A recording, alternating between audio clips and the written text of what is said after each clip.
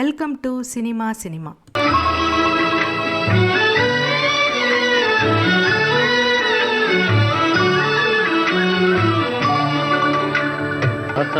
இன்ப நிலாவினிலே ஓஹோ ஜகமே ஆடிடுதே ஆடிடுதே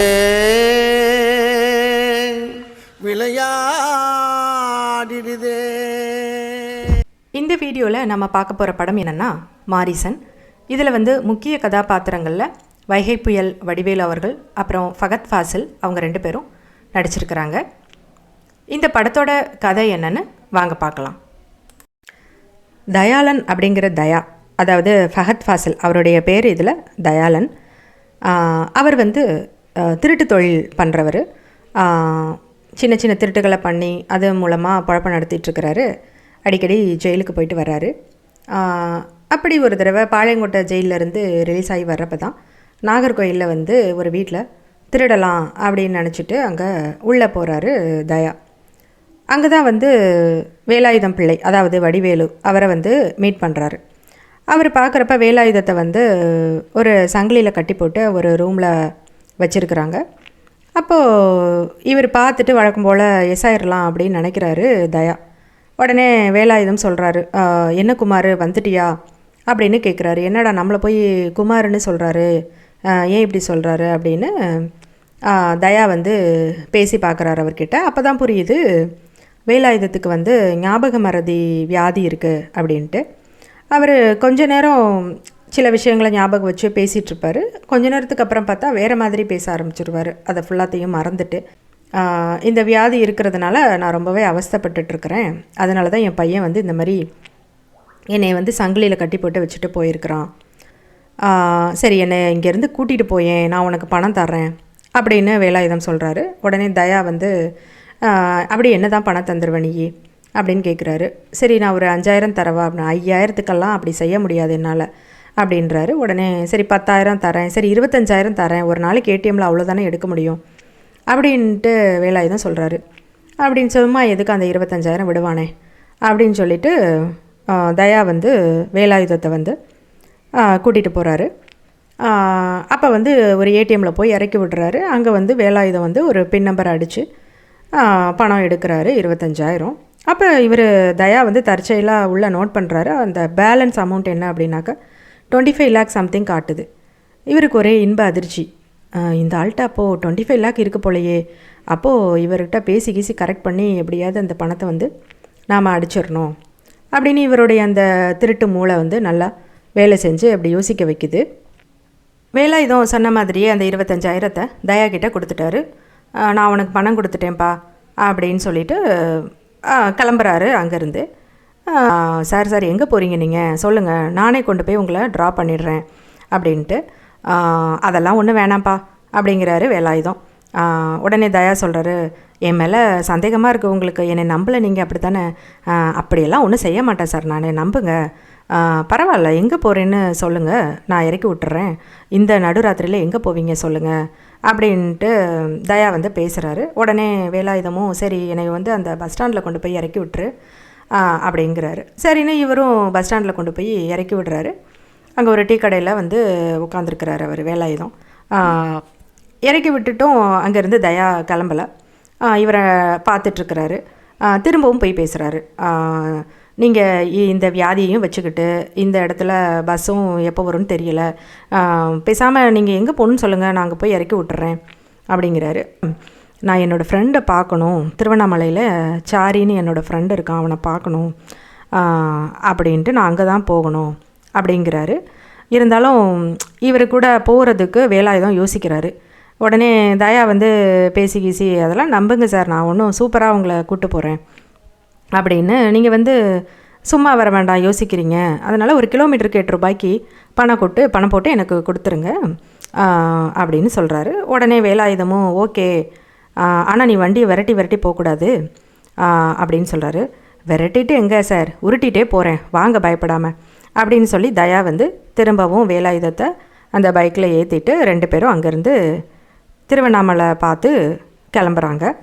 தயா அவரோட ஃப்ரெண்டு நெட்வொர்க் கணேஷ் அப்படின்னு சொல்லி ஒருத்தர் இருக்கார். அவருக்கு ஃபோன் பண்ணி இந்த மாதிரி ஒரு பார்ட்டி சிக்கியிருக்குது, அப்படின்னு சொல்கிறாரு. அந்த கணேஷ் எப்படின்னாக்கா இவருக்கு கிரிமினலாக ஐடியா கொடுக்குறவர். அவர் சொல்கிறாரு, நீ வந்து அந்த ஏடிஎம்மை வந்து ஃபோட்டோ எடுத்து எனக்கு அனுப்பு நைஸாக, அவருக்கு தெரியாமல் நான் அதே மாதிரி டூப்ளிகேட் செஞ்சு கொடுக்குறேன், அதை வந்து நீ மாற்றி வச்சிரு, அதுக்கு முன்னாடி அதோட பின் நம்பர் என்ன அப்படின்னு சொல்லி எப்படியாவது தெரிஞ்சுக்கப்பாரு, அவசரப்பட்டுறாத, உன் மேலே சந்தேகம் மட்டும் வந்துடவே கூடாது, பார்த்து நடந்துக்கோ அப்படின்னு கணேஷ் சொல்கிறாரு. தயாவும் வந்து அவர் ஒரு திருடனாக இருந்தால் கூட வேலாயுதம் வந்து அவருடைய வயசையும் அவரோட ஞாபக மறதி வியாதி இதெல்லாம் யோசித்து பார்த்து மனிதாபிமானத்தோட கொஞ்சம் கரிசனத்தோடு தான் அவர்கிட்ட நடந்துக்கிறாரு தயா. வேலாயுதத்தோட அந்த மறதி வியாதியால் தயா வந்து நிறைய குழப்பங்களை, அதுக்கப்புறம் சில தகராறுகளெல்லாம் போகிற வழியில் சந்திக்கிறாரு. இருந்தாலும் தயா வந்து எல்லாத்தையும் சகிச்சுக்கிட்டு வேலாயுதத்து கூட ட்ராவல் பண்ணி போயிட்டுருக்கிறாரு. ஒரு இடத்துல என்னடான்னா வேலாயுதம் வந்து இவர் கூட வந்ததையே மறந்துட்டு அவர் பாட்டுக்கு இவரை விட்டுட்டு பஸ்ஸில் போய் ஏறிடுறாரு. அங்கே போய் தயா வந்து என்ன பஸ்ஸில் ஏறிட்டீங்க வாங்க அப்படின்னு கூப்பிட்றாரு. நீ யாருன்னே எனக்கு தெரியாது அப்படிங்கிறாரு. திரும்ப இவர் எழுதினதெல்லாம் காட்டுறாரு. நீங்கள் இப்படி மறந்துடுவீங்கன்னு சொல்லி தான் நம்ம நடந்ததெல்லாம் எழுதி வச்சுருக்கிறேன், இங்கே பாருங்கள், இந்த மாதிரி நம்ம சந்தித்தோம் அப்படின்லாம் சொல்லி பஸ்ஸிலேருந்து இறக்கி கூட்டிகிட்டு வர்றாரு. அதுக்கப்புறம் ஒரு இடத்துல ஒரு ஆட்டுக்குட்டியை லைட்டாக இடிச்சிடுறாங்க வண்டியில்.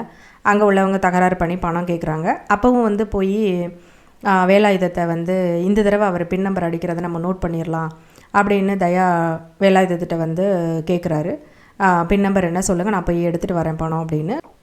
அப்போ வந்து வேலாயுதம் வந்து யோசித்து ஒரு பின் நம்பரை சொல்லி ஏடிஎம் கார்டை கொடுக்குறாரு கையில். இவர் போய் ஏடிஎம்மில் போடுறாரு. அந்த பின் நம்பர் சரியாக இருக்குது.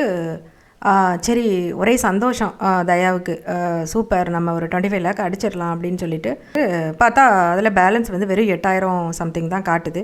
இவருக்கு ஒரே அதிர்ச்சி, என்னடா இது வெறும் இவ்வளோ தான் இருக்குது அப்படின்ட்டு, சரி எடுத்துக்கலாம் இருக்கிறத அப்படின்னு சொல்லி அந்த பணத்தை எடுத்துட்டு அப்புறம் தான் நோட் பண்ணுறாரு. வேலாயுதம் கையில் வந்து 2-3 ஏடிஎம் கார்டு இருக்குது. அப்போ அந்த 25 lakh பேலன்ஸ் இருக்கிறது வேறு ஏடிஎம் கார்டு. அதோட பின் நம்பரை இன்னும் அவர் சொல்லலை. கேட்குறப்பெல்லாம் மறந்துடுச்சுன்னு சொல்லிட்டு வர்றாரு வேலாயுதம். தயாவும் சரி எப்படியாவது அந்த பின் நம்பரை வந்து தெரிஞ்சுக்கணும் அப்படின்னு ட்ரை பண்ணிகிட்ருக்கிறாரு. போகிற வழியில் வந்து களைப்பாக இருந்தால் அந்த ஊரில் ரூம் போட்டு தங்கிட்டு திரும்ப மறுநாள் வந்து அவங்க பயணத்தை வந்து தொடர்ந்துட்டுருக்காங்க. இதுக்கிடையில் தயாவோட ஃப்ரெண்டு கணேஷ் இருக்கார் இல்லையா, அவர் வந்து தயா கிட்ட சொல்கிறாரு, நான் டூப்ளிகேட் ஏடிஎம் கார்டு வந்து ரெடி பண்ணிட்டேன், நீங்கள் எந்த வழியாக வந்துட்டுருக்கீங்க சொல்லி நான் அங்கே வந்துடுறேன் அப்படின்னு சொல்லிட்டு வர்றாரு. அதுக்கப்புறம் வேலாயுதத்துக்கிட்ட வந்து தயா வந்து என்னோடய ஃப்ரெண்டு அப்படின்னு சொல்லி இன்ட்ரடியூஸ் பண்ணி வைக்கிறாரு. அப்புறம் வேலாயுதமும் அவங்க 2 பேர்கிட்டையும் நல்லா ஜாலியாக பேசிட்டு அதுக்கப்புறம் வந்து சரக்கை மிக்ஸ் பண்ணி வைக்கிறாரு 3 பேருக்கும் சேர்ந்தாப்பில். அந்த ஊரில் திருவிழா நடந்துகிட்ருக்கு. போய் அங்கே ஆடலும் பாடலும் நிகழ்ச்சியெல்லாம் நடந்துகிட்ருக்கு. 3 பேரும் பார்த்து ஜாலியாக டான்ஸ் ஆடிட்டு திரும்ப ரூமுக்கு வர்றாங்க. வேலாயுதம் வந்து இந்தாங்க சரக்கு குடிங்க அப்படின்னு சொல்லிட்டு 2 பேருக்கும் கொடுக்குறாரு. ரொம்ப ஃபாஸ்ட்டாக இருக்கிறீங்களே சார் அப்படின்னு சொல்லிட்டு கணேஷும் சரி தயாவும் சரி சரக்கை அடிக்கிறாங்க. அடிச்சுட்டு கொஞ்ச நேரத்தில் 2 பேரும் மட்டையாயிடுறாங்க. ஆக்சுவலாக பார்த்தா வேலாயுதம் அப்படிங்கிறவர் வந்து அந்த ஞாபக மறதியால் பாதிக்கப்பட்ட ஒரு நோயாளியெல்லாம் கிடையாது. அவர் ரொம்ப தெளிவாக தான் இருக்கிறாரு அப்படிங்கிறது நமக்கு அந்த இடத்துல தான் காட்டுறாங்க. வேலாயுதத்தை வந்து தயா வந்து திருவண்ணாமலைக்கு கூட்டிகிட்டு போகிறாரு. அங்கே வந்து அவரோட ஃப்ரெண்டு சாரியை வந்து வேலாயுதம் மீட் பண்ணுறாரு. சாரிக்கிட்ட ரொம்ப வருஷம் கழித்து பார்க்குறதுனால ரொம்பவே நெகிழ்ச்சியாக 2 பேரும் பேசிக்கிறாங்க. அப்போ தான் தெரியுது சாரி வந்து இவருக்கு 25 lakh கொடுக்கணும் அப்படிங்கிறது. அப்போது உடனே தயா கணக்கு போடுறாரு. ஏற்கனவே 25 lakh இருக்குது பேங்க்கில், இப்போ ஒரு 25 lakh வரப்போகுது, ஸோ 50 lakh அப்படின்னு சொல்லி கணக்கு போட்டுட்ருக்கிறாரு. அதுக்கப்புறம் தான் தெரியுது அந்த 25 lakh தான் வந்து சாரி வந்து ஆல்ரெடி வந்து பேங்க்கில் போட்டிருக்கிறாரு அப்படின்ட்டு. சரி ஓகே, அந்த 25 lakh அது இருக்குதே, அதை நம்ம எப்படியாவது உஷார் பண்ணிடலாம் அப்படின்னு சொல்லி தயா வந்து நினச்சிட்டு திரும்பவும் அங்கே திருவண்ணாமலையிலேருந்து அவரை ரிட்டன் வந்து கூப்பிட்டு வந்துட்டுருக்கிறாரு. எங்கே போகணும் அப்படின்னு கேட்டுட்டு இவங்க இடையில இந்த பயணத்தில் வந்து 2 பேருமே கொஞ்சம் ஒருத்தர் நல்லா புரிஞ்சுக்கிட்டு கொஞ்சம் க்ளோஸ் ஆகிடுறாங்க. தயா வந்து வேலாயுதத்தை வந்து சார் போகிற வழியில் இங்கே தான் என்னோடய வீடு இருக்குது, அம்மாவை பார்த்து ரொம்ப நாள் ஆச்சு, எங்கள் அம்மாவை பார்த்துட்டு போயிடலாம் அப்படின்னு கூப்பிட்டுட்டு வராரு. அங்கே வந்து தயாவோட வீட்டை வந்து வேலாயுதம் பார்க்குறாரு. ரொம்பவே ஏழ்மையான ஒரு நிலையில் தான் அவங்க இருக்கிறாங்க அப்படிங்கிறது வேலாயுதத்துக்கு தெரியுது.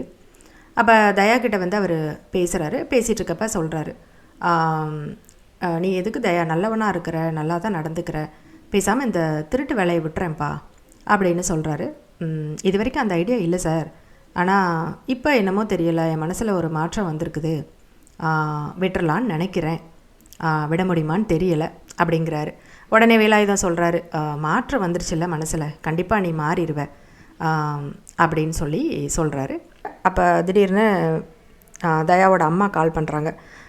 டேய், இங்கே வந்து ஒரு செக் இருக்குடா, அதில் பார்த்தா அவர் தான் வச்சுருக்கிறாருடா செக்கை, அதில் 10 lakh போட்டு உன் பேரை போட்டு கொடுத்துருக்காருடா செக்கு அப்படின்ட்டு சொல்லுவாங்க அவங்க அம்மா. உடனே தயாவுக்கு ஒரே அதிர்ச்சியாகவும் இருக்குது, ஒரு நெகிழ்ச்சியாகவும் இருக்குது. சரி, என்ன சார் இது, என் பேர் போட்டு ஏதோ 10 lakh நீங்கள் வச்சுருக்கீங்களாமே செக்கு அப்படின்ட்டு கேட்பாரு. உடனே வேலாயுதம் சொல்கிறாரு, ஆமாம், நீ மாறணும்னு தோணுதுன்னு சொன்னேன், நீ கண்டிப்பாக மாறிடுவ தயா அப்படின்னு சொல்லிவிட்டு அவர் சொல்கிறாரு. தயாவுக்கு வந்து ஒரு மாதிரி நெகிழ்ச்சியாக இருக்குது. வேலாயுதத்துக்கு வந்து எந்த ஞாபக மருதியெல்லாம் கிடையாது, தெளிவாக தான் இருக்கிறாரு அப்படிங்கிறது தயாவுக்கு வந்து இப்போ வரைக்கும் தெரியாது. தயாவும் வேலாயுதமும் சேர்ந்து ட்ராவல் பண்ணிட்டு தான் இருக்கிறாங்க. வேலாயுதமே வேண்டாம்னு சொன்னாலும் தயா விடுறதா இல்லை, 2 பேரும் சேர்ந்து ட்ராவல் பண்ணிட்டு தான் இருக்கிறாங்க. அப்படி அவங்க சில இடங்களில் தங்குறாங்க இல்லையா, அந்த இடத்துலலாம் வந்து வேலாயுதம் தான் எதுக்காக வந்தாரோ அந்த காரியத்தை வந்து நிறைவேற்றிக்கிறாரு. அது என்ன காரியம் அப்படின்னு சொன்னாக்கா, அவங்க எங்கே தங்குறாங்களோ அந்த இடத்துல வந்து மிட் நைட்டில் போய் அவர் யாரை சந்திக்கணுமோ அவங்கள வரவழைச்சு அவங்கள பிளான் பண்ணி கொல்றாரு வேலாயுதம்.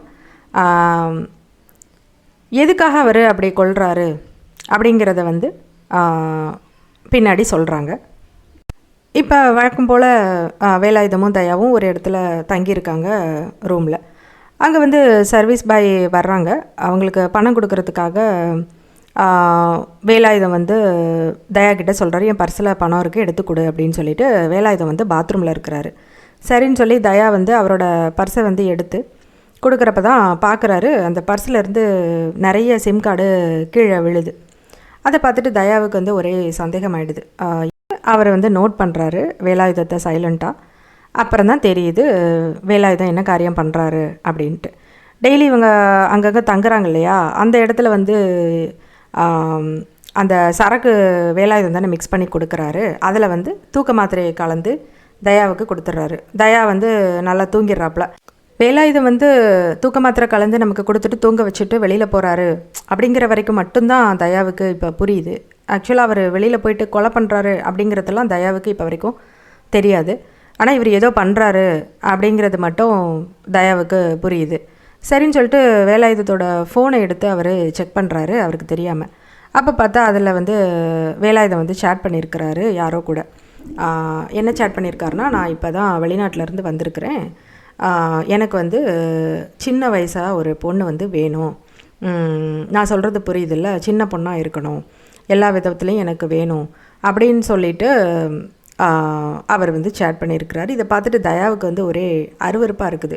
என்ன இது, பெரிய மனுஷனாக இருக்கிறான், இவன் நல்லவன் அப்படி இப்படின்னு நினச்சோம், பார்த்தா இவ்வளவு கீழ்த்தரமான ஆளாக இருக்கிறான், இந்த மாதிரி கேவலமான பிஹேவியர் உள்ளவன் கூடயா நம்ம எவ்வளோ நாள் சுற்றிட்டு இருந்தோம் அப்படின்னு சொல்லி ரொம்பவே கேவலமாக அவரே நினச்சிக்கிறாரு தயா. ரொம்பவே அருவருப்பாக இருக்குது அவருக்கு வேலாயுதத்தை நினச்சி. ஆக்சுவலாக வேலாயுதம் ஏன் அப்படி சேட் பண்ணியிருக்காரு அப்படின்னாக்க, அப்படி சேட் பண்ணி ஒருத்தனை வரவழைச்சு கொல்றதுக்காக தான் அவர் அந்த மாதிரி பண்ணியிருக்காரு. பட் அவர் அதே மாதிரி பிளான் பண்ணி போகிறாரு அந்த இடத்துக்கு, ஸ்பாட்டுக்கு அவன் வந்துடுவான் அப்படின்னு சொல்லிட்டு. ஆனால் அந்த இடத்துல அவர் நினச்ச மாதிரி அன்றைக்கி யாரும் வரலை. வேலாயுதம் ஏமாந்து போய் திரும்பவும் ரிட்டன் ரூமுக்கே வந்துடுறாரு. இவர் தயா வந்து ஒன்றுமே தெரியாத மாதிரி எப்பவும் போல் அப்படியே இருந்துடுறாரு, எல்லாத்தையும் மனசுக்குள்ளேயே மறைச்சிக்கிட்டு. இந்த மாதிரி தான் இந்த ஆள் இருக்கிறான் அப்படின்னு சொல்லிட்டு கணேஷ் பண்ணி தயா வந்து சொல்கிறாரு. உடனே கணேஷ் வந்து, ஓஹோ அப்படியா, இந்த மாதிரி வேலையெல்லாம் பண்ணிகிட்ருக்கான் அவன், நல்லவன் மாதிரி இருந்துக்கிட்டு, சரி ஓகே, அவனை வந்து பேசி கீசி ஃபார்ம் ஹவுஸ் ஒன்று இருக்குது, என்னோடது இல்லை என்னோடய ஃப்ரெண்டோடது, நான் தான் பார்த்துட்ருக்கேன், அந்த ஃபார்ம் ஹவுஸ்க்கு அவனை வர சொல்லிடு, நம்ம வந்து அங்கே வச்சு அவனை பேசிக்கலாம் அப்படின்னு சொல்லிட்டு கணேஷ் சொல்லிவிட்டு வேலாயுதமும் வந்து கணேஷும் ஃபார்ம் ஹவுஸ்க்கு போகிறாங்க. தயா வந்து எனக்கு கொஞ்சம் வேலை இருக்குது, நீங்கள் போங்க, நான் பின்னாடியே வர்றேன் அப்படின்னு சொல்லிட்டு தயா வந்து தனியாக தான் வர்றாரு. வேலாயுதமும் கணேஷும் மட்டும் காரில் வந்து போயிட்டுருக்குறாங்க. வேலாயுதம் ஏன் இந்த மாதிரி கொலைகள்லாம் பண்ணுறாரு அப்படிங்கிற ஃப்ளாஷ்பேக் என்னென்னு நாம் இப்போ பார்க்கலாம். அதாவது அவர் அல்சைமர்ஸ் அப்படின்ற மறதி வியாதி தனக்கு இருக்குன்னு சொன்னார் இல்லையா வேலாயுதம். அது உண்மையிலே அவருக்கு இல்லை, அவருடைய ஒய்ஃபுக்கு தான் அந்த வியாதி இருந்திருக்கு. அவரோட ஒய்ஃபு மீனாட்சி, அவங்களும் இவரும் லவ் மேரேஜ் பண்ணிகிட்ருக்காங்க. அவங்க 2 பேருக்கும் குழந்தை கிடையாது. அவங்களோட ரிலேட்டிவ் பையன்தான் குமார். மீனாட்சி வந்து ஒரு சைக்காலஜிஸ்ட்டு. அவங்க வந்து ஒரு என்ஜிஓவில் ஒர்க் பண்ணுறாங்க. ஸோ அங்கேருந்து நிறைய இடத்துக்கு கேம்ப் மாதிரி போய் நிறைய ஸ்கூல் ஸ்டூடெண்ட்ஸு குழந்தைங்க இருக்காங்க இல்லையா, பெண் குழந்தைங்க, அவங்களுக்கெல்லாம் வந்து நிறையா கவுன்சிலிங் கொடுக்குற வேலையை வந்து அவங்க பார்த்துட்ருக்காங்க. அப்படி இருக்கும்போது அவங்களுக்கே வந்து அந்த அல்சைமர்ஸ் வியாதிங்கிறது திடீர்னு வர ஆரம்பிக்குது. அது அவங்களுக்கே தெரியலை. திடீர்னு பார்த்தா மிட் நைட்டில் ஒரு 2 மணிக்கு எந்திரிச்சு சமையல்லாம் பண்ணிகிட்ருக்காங்க. வேலாயுதம் பிள்ளை வந்துட்டு எந்திரிச்சு, என்ன மீனு இப்போ போய் சமைச்சிட்ருக்க அப்படின்னு கேட்குறாரு. ஆமாங்க, ஏன் கரெக்டாக தானே சமைக்கிறேன், என்ன கேட்குறீங்க இப்படி அப்படிங்கிறாங்க. மணியை பாருமா அப்படிங்கிறாரு. பார்த்தா நடுராத்திரி 2 மணி. அவங்க உடனே அமைதியாக ஒன்றும் பேசாமல் போய் படுத்துக்கிறாங்க. அவங்களுக்கே தெரியலை தான் மறக்கிறோம் அப்படிங்கிறத போக போக தான் நோட் பண்ணுறாங்க. அது என்ன ஆகுது அப்படின்னாக்க, மதுஸ்ரீ அப்படிங்கிற ஒரு பொண்ணு, அப்புறம் தன்யாங்கிற பொண்ணு, அவங்க 2 பேரும் 14-15 வயசு பொண்ணுங்க. அவங்களுடைய டீச்சர் ஒரு இருக்காங்க இல்லையா, அவங்களாலேயே வந்து அந்த பொண்ணுங்களுக்கு வந்து பாலியல் துன்புறுத்தலுக்கு ஆளாகி அவங்கள வீடியோ தவறாக எடுத்து வச்சுட்டு அந்த டீச்சர் வந்து மிரட்டுறாங்க. அதில் ஒரு பொண்ணு வந்து தன்னால் தான் வந்து தன்னோட ஃப்ரெண்டுக்கு இந்த நிலைமை அப்படின்னு சொல்லிட்டு அந்த பொண்ணு மாடியிலேருந்து குதித்து இறந்துடுறா. அந்த பொண்ணுக்கும் சரி, இந்த இன்னொரு பொண்ணு தன்யாவுக்கும் சரி, இவங்க தான் வந்து மீனாட்சி தான் வந்து கவுன்சிலிங் கொடுத்துருக்காங்க. ஆனால் கோர்ட்டில் போயிட்டு அங்கே எதிர்த்தரப்பு வக்கீல் வந்து கேட்குறாரு, உங்கள் பேர் என்ன அப்படின்னு. மீனு அப்படிங்கிறாங்க. உங்களோட முழு பேர் சொல்லுங்கள் அப்படிங்கிறாங்க. அவங்களோட முழு பேர் கூட அவங்களால சொல்ல முடியலை, மறந்து போச்சு அவங்க பேர். ஒரு மாதிரி விட்டேத்தியாக ரொம்ப வருத்தத்தோடு அப்படியே பார்க்குறாங்க. பார்த்தா இவங்க வந்து தன்னைத்தானே மறந்து போன ஒரு நிலமையில் இருக்கிற ஒரு ஆள். இவங்க சொல்கிறத சாட்சியாக வச்சுட்டு அந்த ரிப்போர்ட்டை வந்து ஒரு சாட்சியாக எடுத்துக்கிட்டு எப்படி வந்து குற்றவாளின்னு இவரை சொல்ல முடியும் அப்படின்னு சொல்லி அந்த குற்றவாளியை வந்து விடுவிச்சிடுறாங்க கோர்ட்டில். இதெல்லாம் பார்த்து ரொம்ப மீனாட்சி மனசுடைஞ்சு போயிட்டாங்க. அவங்க கலெக்ட் பண்ண எவிடன்ஸ், அவங்க அந்த குழந்தைங்கள்டிருந்து கிடச்ச வாக்கு மூலம், இது எல்லாத்தையும் வந்து அவங்க என்ன பண்ணுறாங்க, போலீஸ்கிட்ட கொடுக்கணும் அப்படின்ட்டு போகிறாங்க. அப்போ வந்து அந்த போலீஸோட இடத்துல வந்து வேலாயுதம் உட்காந்துருக்கிறாரு. அது உட்காந்துருக்கிறது தன்னோட ஹஸ்பண்ட் தான் அப்படின்னு கூட தெரியாமல் அவர் தான் போலீஸுன்னு நினச்சி இவங்க வந்து அவர்கிட்ட பேசுகிறாங்க. டிஎஸ்பி சார், தயவு செஞ்சு இந்த கெட்ட ஆட்களெல்லாம் வந்து நீங்கள் தண்டிக்கணும், இதில் அந்த எவிடன்ஸ் எல்லாம் இருக்குது, இந்தாங்க இந்த டைரியெல்லாம் எல்லாமே நான் நோட் பண்ணியிருக்கிறேன், எனக்கு மறந்துடும்னு சொல்லிட்டு பேசாமல் சார் இவங்களெல்லாம் ஒப்படைக்காதீங்க, சரியான தண்டனை அவங்களுக்கு கிடைக்காது, போட்டு தள்ளிடுங்க சார் இவங்களை அப்படின்னு அவங்க சொல்கிறாங்க. அதுக்கப்புறம் மீனாட்சி எழுந்து, சரி எங்கள் ஹஸ்பண்ட் வந்து வெளியில் நின்றுட்டுருப்பாரு, நான் போகிறேன் அப்படின்ட்டு வெளியில் வராங்க. திரும்ப வேலாயுதம் வந்து வெளியில் வந்து நிற்கிறாரு. அங்கே வந்து அவரை கடந்து அவங்க பாட்டுக்கு போயிட்டுருக்காங்க. தன்னோட ஹஸ்பண்ட் தான் நிற்கிறாரு அப்படிங்கிறத கூட நோட் பண்ணாமல் அந்த அளவுக்கு அவங்க முழுக்க முழுக்க தன்னை மறந்தே போயிட்டாங்க. என்ன அதுக்கப்புறம் பார்த்தா அந்த வியாதி வந்து அவங்கள ஆக்கிரமித்து அவங்களுக்கு மன வருத்தத்தை உண்டாக்கிறது. தான் யாருன்னு தனக்கு மறந்து போகுது, தன்னோட ஹஸ்பண்டை கூட தெரியலை அப்படிங்கிற அந்த வருத்தமெல்லாம் சேர்ந்து என்ன பண்ணுறாங்க, தன்னைத்தானே அவங்க கையை கட் பண்ணிவிட்டு தற்கொலை பண்ணி இறந்து போயிடுறாங்க.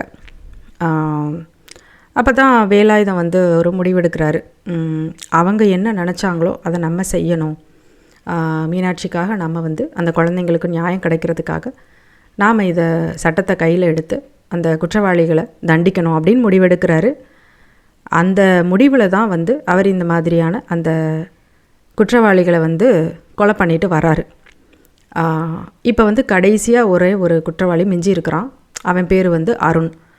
அந்த அருணை தான் வந்து மீட் பண்ணுறதுக்கு அன்றைக்கி நைட்டு போனார். அவன் அந்த இடத்துக்கு வரான். ஸோ இப்போ அவரும் கணேஷும் காரில் ட்ராவல் பண்ணி போயிட்டுருக்குறாங்க. அப்போ வந்து காரில் போகிறப்பவே வந்து அவர் சில விஷயங்களை வச்சு கண்டுபிடிக்கிறாரு. என்ன அதாவது தயாவோட ஃப்ரெண்டு கணேஷ் தான் நாம் தேடி வந்த அந்த கடைசி குற்றவாளி அருண் அப்படிங்கிறத அவர் கண்டுபிடிச்சிடுறாரு. வேலாயுதம் வந்து கார்லேருந்து இறங்குறதுக்கு முன்னாடி தயாவுக்கு கால் பண்ணுறாரு. இன்னும் தயா வந்து அந்த இடத்துக்கு வரலையே அப்படின்னு சொல்லிட்டு. தயாவும் அருணும் ஃப்ரெண்ட்ஸாக இருந்தால் கூட தயாவோட குணாதிசயங்கள் வேறு, அருணோட குணாதிசயங்கள் வேறு அப்படிங்கிறது வேலாயுதத்துக்கு நல்லாவே புரியுது. அப்போ அவர் காரை விட்டு இறங்கிட்டு கேட்குறாரு, அருண், நீ இந்த மாதிரி வேலை பண்ணிகிட்ருக்க அப்படின்னு சொல்லி தயாவுக்கு தெரியுமா? தயாவுக்கு தெரிஞ்சால் என்ன ஆகும்னு நினச்சியா அப்படின்னு சொல்லி கேட்குறாரு. உடனே அருண் வந்து சொல்கிறாப்புல கூலாக, அவன் சுத்த வேஸ்ட்டு. அவனை வந்து நான் என் லைனுக்கு வந்துடுன்னு சொன்னேன். அவன் என் லைன் என்னன்னு கூட தெரிஞ்சுக்க விரும்பலை. அவன்லாம் சுத்த வேஸ்ட்டு. அவனை பொறுத்த வரைக்கும் நீங்கள் தான் அந்த பெடோஃபைல். இந்த கதையில் நீங்கள் தான் வில்லன், நான் கிடையாது. சரியா மிஸ்டர் மாரிசன் அப்படிங்கிறாப்புல. அதாவது இந்த படத்தோட பெயர் வந்து மாரிசன், ஆனால் இதில் எந்த கேரக்டரோட பேரும் மாரிசன் கிடையாது. அதனால் அந்த படத்தோட டைட்டில் இந்த இடத்துல கொண்டு வராங்க. ராமாயணத்தில் ராமரை திசை திருப்புறதுக்காக வந்த பொன் மான் இருக்கு இல்லையா, அதனுடைய பெயர் தான் வந்து மாரிசன். அதாவது அது ஒரு அரக்கன்.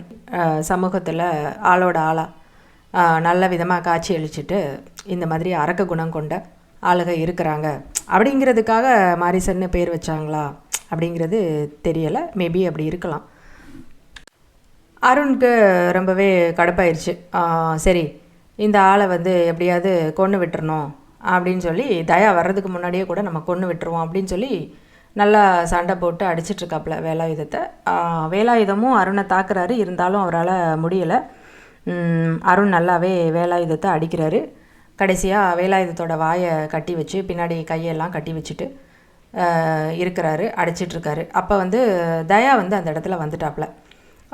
தயா, இங்கே பாரு, இந்த ஆளை உடனே அடிச்சு கொள்ளு, என்ன மாதிரியெல்லாம் போய் பேசி நம்மளை ஏமாற்றிருக்கிறான் அப்படிங்கிறாரு அருண். உடனே தயா வந்து வேலாயுதத்தை அடிக்காமல் அதுக்கு பதிலாக கட்டெல்லாம் ஊற்று விடுறாரு. என்ன பண்ணுற நீயே, ஏன் இப்படியெல்லாம் பண்ணிகிட்ருக்க அப்படின்னு அருண் கேட்குறாரு. ஆக்சுவலாக வேலாயுதம் வந்து தயாவுக்கு கால் பண்ணார் இல்லையா, அப்போ வந்து தயா அட்டன் பண்ணியிருக்கிறாரு. அந்த லைனை வந்து கட் பண்ணலை. ஸோ இவங்க பேசிகிட்ருக்கிறத வந்து தயா கேட்டுட்டார். அதனால் அருண் தான் வந்து இந்த கேடுகட்டமான காரியத்தெல்லாம் பண்ண ஆள் அப்படிங்கிறது வந்து தயாவுக்கு தெரிஞ்சிருச்சு. இப்போ வந்து அங்கே பெரிய சண்டை நடக்குது. கடைசியில் தயா வந்து கோவத்தில் வந்து அருணை வந்து கொலையே பண்ணிடுறாப்புல. இந்த மாதிரி ஆளுக்கெல்லாம் வந்து பாவமே பார்க்கக்கூடாது, சின்ன பொண்ணுங்கன்னு கூட பார்க்காம இந்த மாதிரி தப்பாகவும் யூஸ் பண்ணி அவங்கள வெளிநாட்டுக்கும் கடத்தி விட்டு கடைசி அதை உணரக்கூட செய்யாமல் இதில் என்ன இருக்குது, நான் இப்படி தான் பண்ணுவேன் அப்படின்னு தெனாவட்டா வேற அவன் பேசியிருக்கிறான். இதெல்லாம் எப்படி தாங்கிக்க முடியும் அப்படின்னு சொல்லிட்டு ஆத்திரத்தில் வந்து தயா வந்து அருணை கொன்னுடுறாரு. போலீஸ் கரெக்டாக அந்த இடத்துக்கு வர்றப்ப வேலாயுதம் வந்து தயாவுக்கு எதுவும் ஆயிடக்கூடாது அப்படின்ட்டு தயாவோட கையில் இருந்த ஆயுதத்தை வேலாயுதம் கையில் வாங்கி வச்சுக்கிறாரு, அவர் தான் கொன்ன மாதிரி. இப்போ கோர்ட்டுக்கு கூட்டிகிட்டு போகிறாங்க. அங்கே வந்து வேலாயுதம் ரொம்பவே நிறைவான ஒரு வாக்குமூலத்தை தர்றாரு. ஜட்ஜ் ஐயா, நான் சொல்ல வேண்டியதெல்லாம் சொல்லிட்டேன். நீங்கள் எனக்கு என்ன தீர்ப்பு சொல்லணுமோ சொல்லுங்கள், அதை பற்றி எனக்கு ஒரு கஷ்டமும் கிடையாது. சும்மா ஒரு ஆளா எதுவுமே பண்ணாமல் இருந்துட்டு போகிறதுக்கு இந்த மாதிரி அரக்கன்களை கொன்று அந்த குழந்தைங்களோட குடும்பத்துக்காவது ஒரு நிம்மதியை கொடுத்துருக்கேன்ட்டு எனக்கு மனசு ரொம்ப நிம்மதியாக இருக்குது. இதனால் என்ன தண்டனை கிடைச்சாலும் எனக்கு அது பரவாயில்லை அப்படின்னு அவர் வேலாயுதம் வந்து ரொம்பவே தெளிவாக தன்னோட வாக்குமூலத்தை சொல்கிறாரு.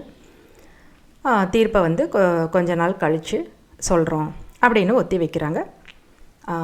அதுக்கப்புறம் அங்கே உள்ள கான்ஸ்டபிள் கோவை சார்லாம் வந்து வேலாயுதத்துக்கு வந்து ஸ்வீட் கொடுக்குறாங்க. என்னம்மா, ஜெயிலுக்கு போகிறதுக்கு ஸ்வீட்டா அப்படின்னு கேட்குறாரு. இல்லை சார், எனக்கு பேத்தி பிறந்திருக்கு, உங்களுக்கு தான் முதல்ல ஸ்வீட் கொடுக்கணும்னு தோணுச்சு, அதனால் கொடுக்குறேன் அப்படின்னு அவங்க சொல்கிறாங்க. அவரும் எடுத்துக்கிறாரு ஸ்வீட்டு. தயாவும் வந்து ஸ்வீட் எடுத்துக்கிறாப்புல. வேலாயுதத்துக்கு நிறைய சப்போர்ட்டு வலுக்குது. வேலாயுதத்தை ரிலீஸ் பண்ணுங்கள், அவர் வந்து கொலையெல்லாம் பண்ணலை, புரட்சி தான் பண்ணியிருக்கிறாரு, சமுதாயத்துக்கு நல்லது தான் பண்ணியிருக்கிறாரு அப்படிங்கிற மாதிரி நியூஸ் ரிப்போர்ட்டர்ஸ் எல்லாம் பேசுகிறாங்க. வேலாயுதமும் தயாவும் போலீஸ் வேனில் ஏறி போகிறாங்க. அப்போது வேனுக்குள்ளே வந்து 2 பேரும் சகஜமாக எப்பவும் போல் பேசிக்கிறாங்க. அப்போ தயா கேட்குறாரு, உங்களோட பின் நம்பர் 1704 கரெக்டாக? அதுதானே உங்கள் வெட்டிங் டே? அதை எப்படி என்னால் மறக்க முடியும்னு நீங்கள் சொன்னீங்க. அன்றைக்கி தானே மேடத்தோட பர்த்டேயும் கூட அப்படின்னு சிரிச்சுக்கிட்டே கேட்குறாப்புல. உடனே வேலாயுதமும் சிரிச்சுக்கிட்டே ஆமாம் அப்படிங்கிறாரு. அதுக்கப்புறம் தயா கேட்குறாரு, குமார் கூட உங்களை மாமான் தானே கூப்பிடுவார், அப்பான்னு கூப்பிட மாட்டாரே அப்படின்ட்டு. உடனே வேலாயுதம் ஆமாம் அப்படிங்கிறாரு.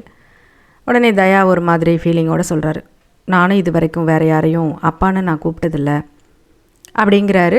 அப்போ வந்து அவங்க 2 பேரும் ரொம்ப ஒரு அப்பா பையன் மாதிரி ஒரு பாசமாக வேலாயுதம் அவர்கிட்ட நடந்துக்கிட்டதை வந்து நினச்சி பார்க்குறாரு தயா. அதையே வந்து வேலாயுதமும் நினச்சி பார்க்குறாரு. 2 பேருக்கும் ஒரு மாதிரி நெகிழ்ச்சியான ஒரு உணர்வு ஏற்படுது. அதுக்கப்புறம் தயா கேட்குறாரு சிரிச்சுக்கிட்டே, ஆமாம் அன்றைக்கி நாகர்கோயிலில் நான் உங்களை மீட் பண்ணப்போ அந்த வீட்டில் உங்களை சங்கிலியில் கட்டி போட்டிருந்தாங்களே அது என்ன அப்படின்னு கேட்குறாரு. உடனே வேலாயுதம் வந்து ரொம்ப சிரிச்சுக்கிட்டே சொல்கிறாரு, என்னோட 5 கொலையில் மொதல் கொலையே அங்கே தான் ஆரம்பிச்சது அப்படின்னு சொல்லிட்டு அதை வந்து அவர் சொல்கிறாரு. அந்த காட்சியோட படம் எப்படி ஆரம்பித்ததோ அந்த இடத்துல வச்சு படம் இங்கே முடியுது.